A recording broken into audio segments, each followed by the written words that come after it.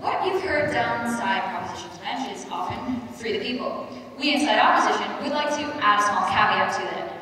Let the people free the people, ladies and gentlemen. It seems a pretty simple scenario, but let's lay this out for you more clearly. So Albert's already gone over our first two pillars, and I'll be covering our third, which is the nature of democracy. But first, I'm going to clash every single one of the points of my most worthy opponents and try to emulate Henry Sue while I'm at it. Going into their first two pillars, which was effectively talking about the social and economic benefits, that is, of having a democratic government in place. And ladies and gentlemen, we understand that democracies have a lot to offer, like human rights and things like that, and a whole bunch of other benefits that the government can offer because it's run by the people. But ladies and gentlemen, what our most worthy opponents seem to have failed to recognize is that you need to have a solid, sturdy, stable democracy to actually have these benefits. If you have a pseudo-democracy in place, like what my partner tried to bring up with Afghanistan and Iraq, you don't really get these benefits. You just get civil strife and more people angry at more people, angry at more people, and a big whole mess, which is AKA the Middle East right now, ladies and gentlemen. Effectively, what we need to worry about is how we should have this democracy put into place. And what my most worthy opponents would have you believe is that we can create peace by adding violence plus violence. And they haven't really explained to us how violence plus violence suddenly equals peace. To me, that math equation doesn't quite add up. And what we see on the side of opposition is that what we would like to do is say compromise plus compromise equals peace. And these compromises, ladies and gentlemen, come from the people themselves. This is why we say, let the people free the people. Basically, what we want to see on side opposition today, and that side proposition has to acknowledge, is in several situations we have problems where imposing a democracy doesn't necessarily work. They've done it time and time again. They keep trying to say the voice of the people, the will of the people, what the people want. Ladies and gentlemen, how do we know what the people want? How do we know that we know what the people want? No, thank you. Definitely not taking your people as a backlash. Ladies and gentlemen, what we see on side opposition is that the best way to answer that question is let the people decide what the people want. What we see is that we should allow the people to decide for themselves if they want to have a democracy or if they want to have an autocracy. As my partner proves, an autocracy can work in some situations, which my most worthy opponents basically just shut down and basically said, no, democracy's better, blah, blah, blah. A couple of the points that they brought up was, and I quote, they said that people should be able to make their own choices. Exactly, ladies and gentlemen. Let the people decide what they want for their government. Don't just let them. Don't just impose upon them and assume that because a certain portion of the population wants this, that it's good enough for us to use military force to invade on them, ladies and gentlemen. What my partner tried to bring up in his own speech was the fact that it's not the case where 100% of the population disagrees with the government. If it was, we would have 100% of the population walking up to the one crazy leader, putting a gun to his head and saying, boom, we want a new government, ladies and gentlemen. And this is obviously not the case. What we see is that we have two sides to every conflict.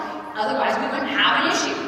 We see that there are people who support the government, as my partner brought up, which my most worthy opponents disagreed with. There are people who agree with the government. This is what makes it the government, and this is why the government stays in power, because there are people who support the government. You don't have a government if you don't have people supporting it and behind it. Would you not agree?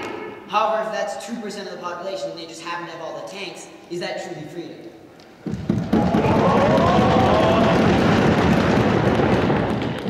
It's not necessarily freedom in that situation, ladies and gentlemen, but it's still a percentage of the population that's in conflict with the other percent. Are you basically going to say that that 2% of the population is 100% wrong in all situations? Ladies and gentlemen, what we would say is that the UN doesn't have the right to decide that. That 2% of the population, what if they're right? What if we make the mistake? What if we squash the bad? What if we squash the good guy and let the bad guy run free?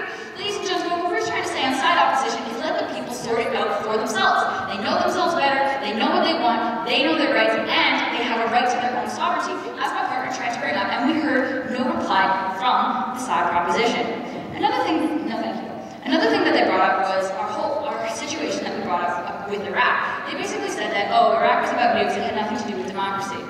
Okay, fine, that wasn't really the point of why we brought up the example. The point of why we brought up the example was to basically say that force doesn't always solve the issue. What side of proposition was trying to propose was that by using all the UN forces, they seem to assume that we have this massive fist that we can basically just bring down like a big hammer and crush the bad guys.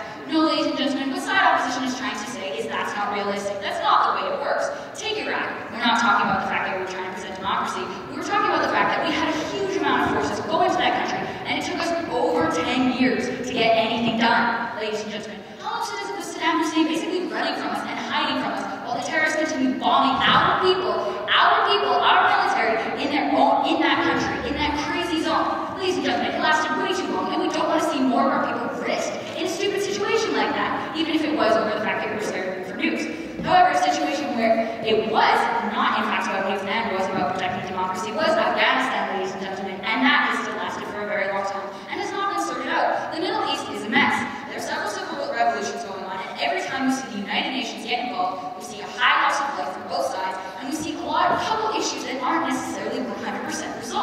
So what we can see on the global scale is that the way we're doing things doesn't necessarily get the job done, ladies and gentlemen, which is we on side opposition are proposing that no, we don't need to go in with more tanks and try and squash them, because it's obviously not always the best solution, ladies and gentlemen. Another thing that they've tried to bring up in the third pillar was that we wanted to improve the kind of global relations inside. And what we would see, ladies and gentlemen, is that the only way you can really make global relations is if you live with two countries really like each other.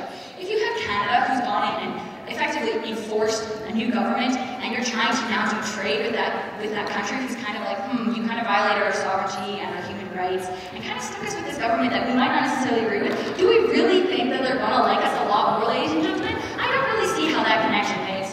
Okay, moving into the final pillar for side opposition is that of the nature of democracy. So basically, ladies and gentlemen, what is democracy? It is a form of government where everyone is allowed to vote for what they want in their country. That's obvious, we live in Canada. Everyone gets to decide on what they want. But what if what they want isn't democracy? Who gives us the right to try and impose that on another country? The other thing is, with democracy, is when the people rise up and decide that they want to make a change, that they want to be able to decide for themselves what they want out of the country and what government will suit them the best. And ladies and gentlemen, we on side opposition believe the best solution to this problem really is to let it happen more naturally. Yes, it's true that we're going to have conflicts. Yes, it's true we're going to have civil war. But we believe that it'll be on a smaller scale than sending in massive United Nations forces and lasting 10 years in the Middle East and making it a bigger mess. And we believe that if we just leave the country to kind of sort it out on its own, first of all, the people will come to the consensus and the compromise that is best suited for them, since they are the people and they know themselves better than we could possibly know them in their situation. That it will happen naturally if it's going to happen and if it's meant to happen, ladies and gentlemen.